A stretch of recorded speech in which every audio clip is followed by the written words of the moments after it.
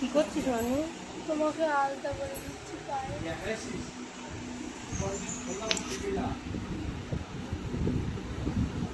মা রেডি হয়ে গেছে, এই যে দেখিয়ে দাও, এই যে মায়ের সব কিছু করা হয়ে গেছে। মাকে আজকে খুব সুন্দর লাগছে। আমি হয়ে গেছি না, খেয়ে যাবো।